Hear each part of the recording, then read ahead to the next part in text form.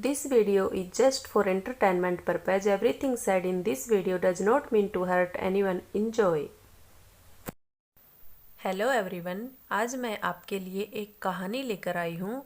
कहानी का नाम है आपका साथ।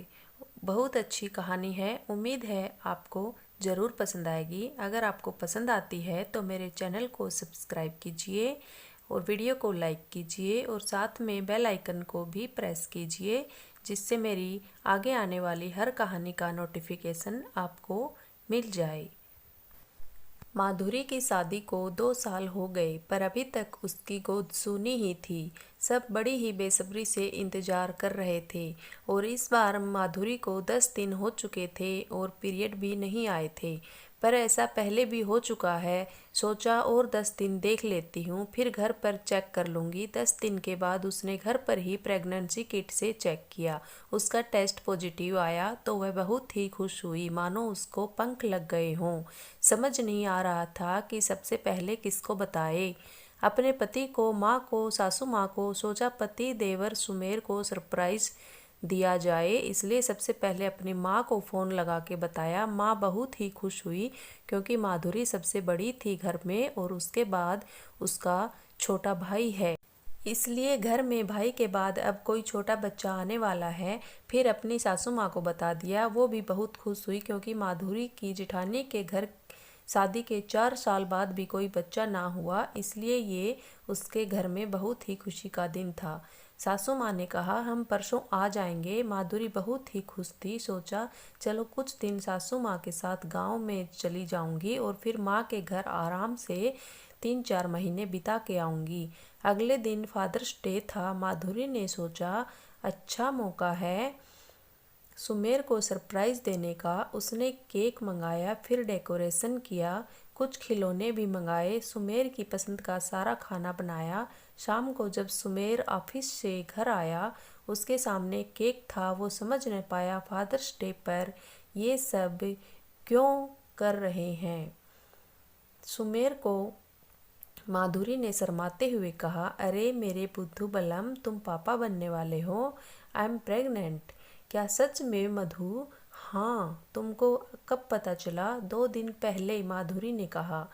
मुझे बताया क्यों नहीं? अरे मैं तुमको सरप्राइज देना चाहती थी बाबा। बाकी घर में सबको ही पता चल गया है, मैंने बता दिया है। माधुरी सुमेर को चिढ़ाते हुए कहा, अच्छा मैडम जी, हमको ही मत बताओ, सुमेर ने कहा। पर मैं बहुत ही खुश हूँ। बोलते हुए सुमेर ने माधुरी को गोद में उठा लिया। कल ही हम डॉक्टर के पास जाकर जांच कराएंगे और जांच कराने के लिए मैंने घर पर ही टेस्ट किया था। तो सुमेर ने कहा, हाँ कल मैं ऑफिस से छुट्टी ले लूँगा। और हाँ, एम प्रेग्नेंट ये क्या है? वी आर प्रेग्नेंट कहो माधुरी। माधुरी ने पूछा, ऐसा क्यों? सुमेर ने कहा, देखो माधुरी, मैं एक एक लम्हा तुम्हारे और अपने बच्चे के साथ रहना चाहता हूँ। इन पलों को महसूस करना चाहता हूँ। पूरे 9 महीने तुम ये पीड़ा सहती हो बच्चे के लिए, तो क्या मैं इसमें तुम्हारा साथ नहीं दे सकता? और क्या जिम्मेदारी माँ की ही होती है, पिता की भी तो होती है। तुम अपने घर चली जाओगी, फिर जब बच्चा हो जाएगा मैं उसे यहाँ से ले आऊँगा, पर उन सब पलों को मैं नहीं महसूस कर पाऊँगा जो तुम करोगी। इसलिए आज से तुम और मेरा बच्चा मेरी जिम्मेदारी हो। माधुरी बहुत खुश थी क्योंकि आज तक उसने ऐसा ही देखा है, गर्भवती होने पर औरतें अपने मायके में चली जाती हैं और फिर बच्चा होने के बाद वापस आ जाती हैं, जब तक उनकी सारी जिम्मेदारी उनके माता पिता की होती है। अगले दिन माधुरी की सासू माँ आ गई और वो माधुरी की पसंद के लड्डू, नमकीन सब बना के लाई थी।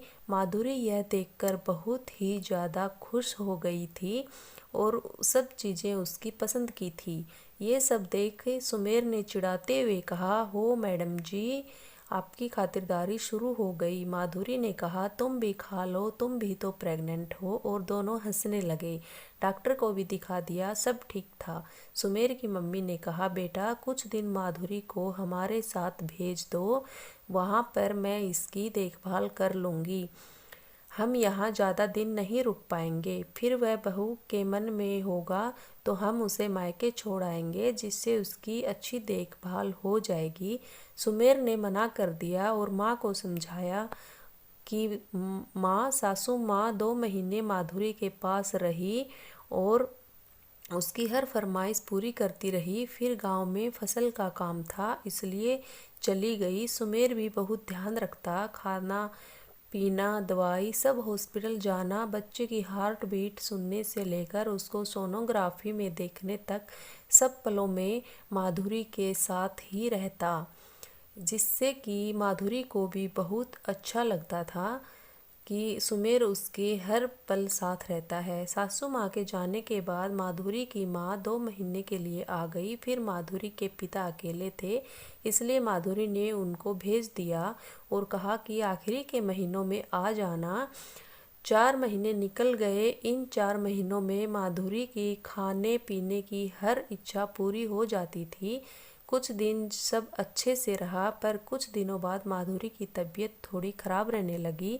घर में सब कामों के लिए काम करने वाली थी, पर अभी काम वाली भी 4 दिनों की छुट्टी पर चली गई थी, इसलिए हर काम सुमेर को ही करना पड़ता था, क्योंकि माधुरी के पैरों में सूजन आने लगी थी और बीपी भी बढ़ने लगा था। एक दिन माधुरी ने कहा, सुमेर, मुझे अभी पानी पूरी खाने का बड़ा मन कर रहा है, बाहर से मंगा दो। इस पर सुमेर ने कहा, बाहर का तुमको खाना बिल्कुल ही मना है, मैं बाहर का तुम्हारे लिए नहीं लेकर आऊँगा। माधुरी ने कहा, खाना बनाने वाली नहीं आ रही है तो वो बना देती, अब क्या करूं, बहुत मन हो रहा है। सुमेर ने रेसिपी देखी और सामान लाया और पानी पूरी बना दी। माधुरी की इच्छा पूरी हो गई। सुमेर माधुरी की खुशी और इच्छाओं का बहुत ही ज़्यादा ध्यान रखता था। वह हर पल माधुरी के साथ रहता था।